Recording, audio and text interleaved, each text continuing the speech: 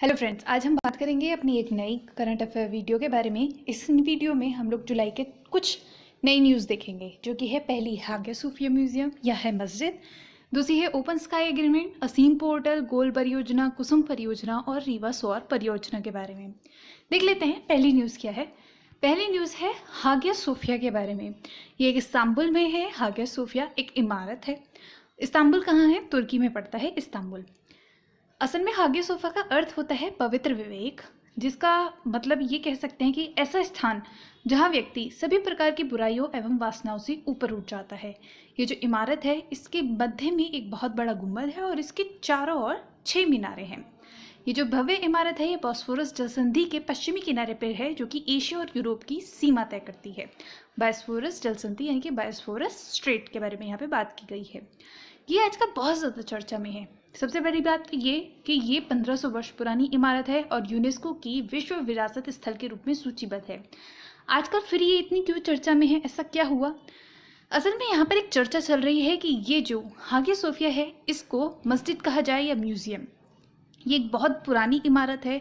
अभी वहाँ के जो यानी कि तुर्की के जो राष्ट्रपति हैं, उन्होंने क्या किया है, ये पहले म्यूजियम हुआ करता था और अब वो कहने लगे हैं कि इसको हम मस्जिद में बदलेंगे, यहाँ पर नमाज अदा की जाएगी। इस प्रकार की बातें वो कह रहे हैं।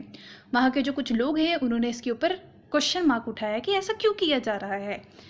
तो इसके बारे में थोड़ा देख लेते हैं कि क्यों ये मस्जिद और म्यूज़ियम का चक्कर चल रहा है, यहाँ पे क्या ये इस तरह की बातें क्यों की जा रही हैं। आपको बता दूं, 530 ईस्वी के लगभग यहाँ पर बेंजेंटाइन साम्राज्य हुआ करता था, जिसके जो शासक थे वो जस्टिनियन थे। उन्होंने एक प्लान बनाया और उन्होंने ये सोचा कि यहाँ पर एक भव्य चर्च का निर्माण किया जाए। चर्च यानी कि गिरजाघर, जहाँ पर ईसाई लोग जाकर पूजा किया करते हैं। उन्होंने एक भव्य चर्च बनाया और इसका कार्य स्टार्ट हुआ तो 532 ईस्वी में, और ये जो फिनिश हुआ तो 537 में बनकर पूर्ण हो गया था। इसको लोगों के लिए खोल दिया गया। ये इतना भव्य मंदिर था, भव्य चर्च था कि इसके कारण वहाँ के जो शासक हैं, उनकी प्रतिष्ठा दूर दूर तक फैली। बहुत से लोग वहाँ पर इस चर्च की खूबसूरती को देखने के लिए आया करते थे।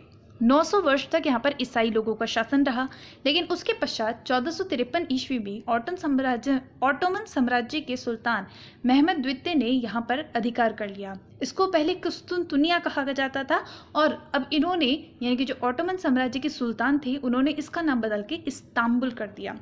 अब जब इसका नाम बदल दिया गया, उनकी नज़र इस चर्च पर भी पड़ी और उन्होंने इस चर्च का थोड़ा थोड़ा रूपांतरण करना शुरू कर दिया।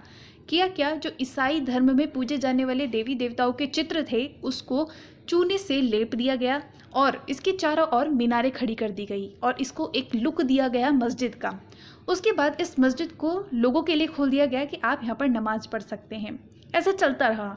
फिर उसके बाद 1930 में वहाँ पर क्रांति हुई और क्रांति के फलस्वरूप वहाँ पे जो नेता निकल के है अतातुर्क, जिनको तुर्की का अभी वास्तविक संस्थापक माना जाता है, उन्होंने क्या किया, उन्होंने इस चीज़ को इस राष्ट्र को धर्मनिरपेक्ष बनाने की बात कही। उन्होंने कहा कि तुर्की का हम तभी फल अच्छा कर सकते हैं या इसको हम तभी बढ़ा सकते हैं जब हम यहाँ पर धर्मनिरपेक्ष राज्य की तरह काम करें। और उन्होंने तुर्की को धर्मनिरपेक्ष राज्य बनाया और इस मस्जिद को म्यूजियम बना दिया, क्योंकि ये इतनी सुंदर हुआ करती थी कि यहाँ पर लोग इसको देखने के लिए दूर दूर से आया करते थे।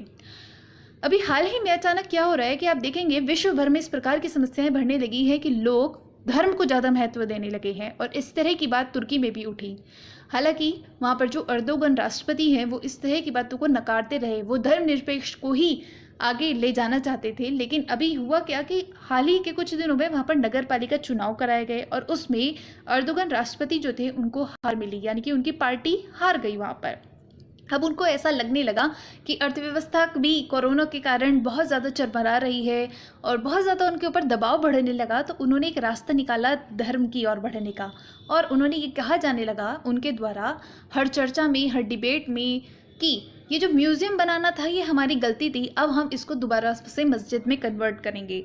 अब यहाँ पर कुछ धर्मनिरपेक्ष लोग जो थे, वो चाहते थे कि विकास के मामलों में धर्म को बीच में ना लेके आया जाए। उन्होंने सुप्रीम कोर्ट में अपील की। वहाँ के सुप्रीम कोर्ट में उन्होंने कहा कि इसको मस्जिद ही बनी रही जाए, इसको म्यूज़ियम ही बने रहने दिया जाए, इसको मस्जिद में ना कन्वर्ट किया जाए।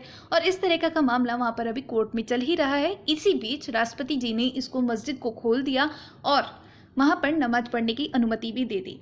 उसके बाद क्या हुआ कि बहुत सारे जो राष्ट्र हैं उनका जो ध्यान था वो एकदम से यहाँ की ओर केंद्रित हो गया। और केंद्रित क्यों हुआ? क्योंकि एकदम से इस चीज़ को नकार दिया गया कि ये म्यूज़ियम है और इसको मस्जिद में बदल दिया गया। जब ये म्यूज़ियम था तो कहीं ना कहीं ये ईसाइयत और जो मुसलमान लोगों के बीच की जो संस्कृति है इसका एक सेतु बनने का कार्य किया करता था। लेकिन अब जब ये मस्जिद में कन्वर्ट हो गया तो कहीं ना कहीं ये दिखाता है कि हम सिर्फ और सिर्फ इस्लाम धर्म को प्रमुखता रूप से मानते हैं। तो ये कहीं ना कहीं रूढ़िवादी तरीकों को एक आश्रय देता है। इस चीज़ को देखते हुए ही ग्रीस के लोगों ने यानी कि ग्रीस ने इस फैसले का विरोध किया और कहा कि यह चर्च ऑर्थोडॉक्स ईसाइयत को मानने वाले लाखों लोगों की आस्था का केंद्र है, इसलिए तुर्की का ये कदम धार्मिक भावनाओं को आहत करने वाला है। दूसरा, क्योंकि आप जानते ही हैं कि यूनेस्को के विश्व विरासत धरोहर में आता है, तो ग्रीस का कहना यह भी है कि जो यूनेस्को की विश्व विरासत धरोहर होती है उनका संरक्षण कार्य करने के लिए कहा जाता है, उसको विनष्ट करने के लिए नहीं। तो ये कहीं ना कहीं उनके नियमों का भी उल्लंघन है। दूसरी ओर अमेरिकी विदेश मंत्री माइक पोम्पियो ने भी कहा कि इमारत की स्थिति में बदलाव ठीक नहीं है, क्योंकि ये अलग अलग धार्मिक आस्थाओं के बीच एक पुल बनाने का काम करता है। तो इस तरह की बातें विश्व भर में कही जा रही है। देखते हैं अब वहाँ की सुप्रीम कोर्ट जो है इस पर क्या आशय देती है, क्या निर्णय आता है, क्या ये मस्जिद ही बना रहेगा या ये म्यूजियम ही बना रहेगा। इस बारे में हम आगे आने वाली वीडियो में चर्चा करेंगे।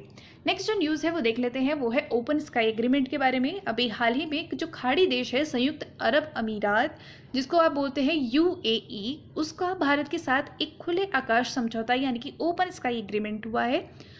और जो एग्रीमेंट है इससे होगा क्या कि जो दोनों देश के बीच अंतर्राष्ट्रीय उड़ान हैं उनके लिए द्विपक्षीय समझौता कहा जाता है इसको।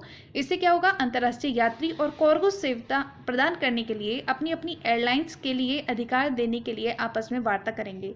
खुला आकाश से आप यही समझ सकते हैं कि जो एयरप्लेन्स हैं, एयरलाइंस हैं, वो किसी के भी हवाई क्षेत्र में जा सकती हैं, वहाँ पर अपना फ्यूल भरवा सकती हैं, इस तरह की गतिविधियां वो वहाँ पर कर सकती हैं। क्योंकि पहले अगर आपको किसी देश के हवाई क्षेत्र से उड़ान भरनी है तो वहाँ पर आपको परमिशन लेनी पड़ती है। जब ओपन स्काई एग्रीमेंट हो जाता है तो इसका अर्थ ये है कि आप वहाँ पर संचालित कर सकते हैं अंतर्राष्ट्रीय उड़ानें और वहाँ पर आपको बार बार परमिशन लेने की जरूरत नहीं पड़ेगी। आपको बता दूँ भारत का 106 देशों के साथ इस प्रकार का समझौता है। नेक्स्ट जो न्यूज़ है वो है आत्मनिर्भर कुशल कर्मचारी नियोक्ता मानचित्रण यानी कि असीम पोर्टल के बारे में।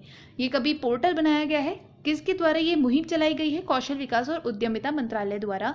अब जानते ही हैं कोरोना के कारण बहुत सारे जो लोग हैं वो बेरोजगार हो गए हैं, या बहुत सारे जो नियोक्ता हैं यानी कि जो कंपनी के मालिक हैं वो चाहते हैं कि उनके यहाँ एम्प्लॉयज़ आएँ, लेकिन उन्हें उस तरह के कारगर मजदूर नहीं मिल रहे हैं। उन सब चीज़ों को पाटने के लिए, उन दोनों के बीच में दूरी को खत्म करने के लिए असीम पोर्टल सरकार के द्वारा बनाया गया है। इसमें होगा क्या कि नियोक्ता यानी कि जो नियुक्तियां देना चाहते हैं यानी कि कंपनी के मालिक, और जो लोग नियुक्तियां चाहते हैं यानी कि जिनको नौकरियां चाहिए, वो सब लोग अपना यहाँ पर रजिस्ट्रेशन करा सकते हैं। अब जिस प्रकार की भी नौकरी या जिस प्रकार का भी हुनर जिस व्यक्ति को चाहिए वो उस तरह के लिए अप्रोच कर सकता है। तो ये कहीं ना कहीं एक मीडियम प्रोवाइड करता है सभी नियोक्ताओं के लिए और सभी ऐसे लोगों के लिए जो कहीं ना कहीं न्यू जॉब्स करना चाहते हैं। इसमें पोर्टल में 3 इंटरफेस है। नियोक्ता पोर्टल यानी कि उन कंपनीज के लिए, मालिकों के लिए जो चाहते हैं कि उनके यहाँ लोग काम करें। दूसरा डैशबोर्ड यानी जहाँ पे आप दिखा सकेंगे कि क्या क्या अपडेशन हुआ है। और तीसरा है उम्मीदवार आवेदन, जिसमें जो कैंडिडेट है वो अपना फॉर्म या रिज्यूमे भर सकता है और उसके अकॉर्डिंग वो वहाँ पर अपना आवेदन कर सकता है। तो ये आत्मनिर्भर कुशल कर्मचारी नियोक्ता मानचित्रण यानी कि असीम पोर्टल बनाया गया है।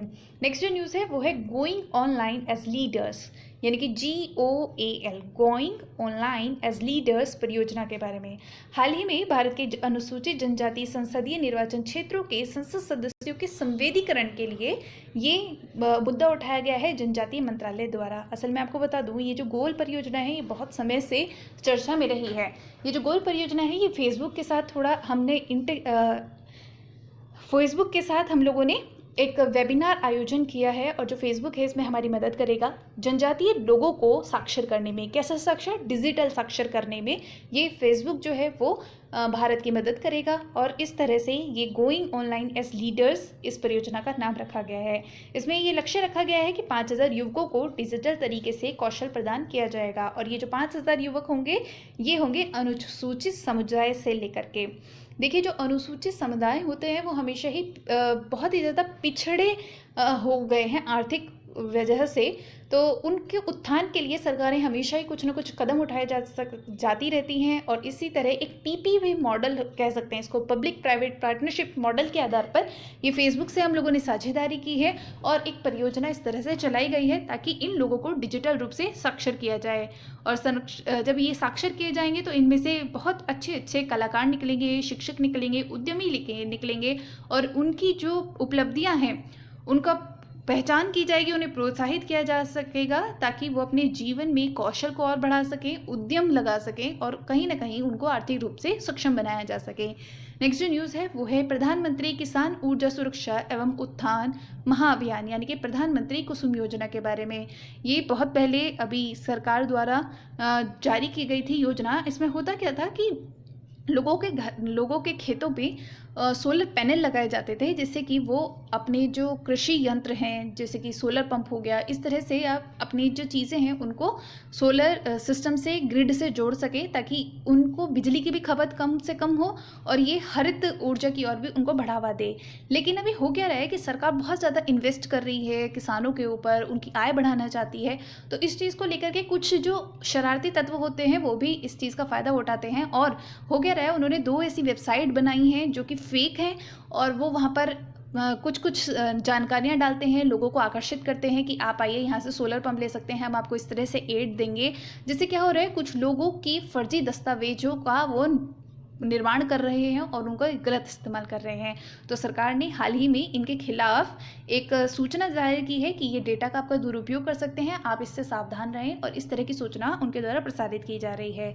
इनके बारे में, कुसुम योजना के बारे में एक खास बात और है कि इससे क्या होगा कि किसानों को 2 गुना लाभ होगा। और वो लाभ क्या होगा कि एक तो उनकी बिजली की खपत बचेगी और दूसरा जो उनके जो सोलर पैनल हैं उनके द्वारा जो बिजली उत्पादित की जाएगी उसको वो ग्रिड को भी बेच सकते हैं, तो उससे भी उनको आमदनी हो सकती है। उससे वो सिंचाई का यूज़ कर सकते हैं या अपने और भी जो अदर सेट्स हैं जिनको वो यूज़ करना चाहते हैं अपनी कृषि कार्य के लिए, क्योंकि बिजली उत्पन्न होगी तो जैसे भी वो यूज़ करना चाहते हैं बिजली का वो अपने लिए कर सकते हैं।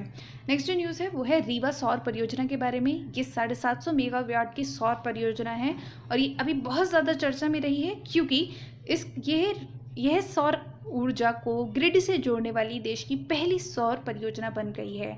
इसके अलावा इसकी जो उपलब्धि है वो है 15 लाख टन कार्बन डाइऑक्साइड के बराबर कार्बन उत्सर्जन को रोकेगी।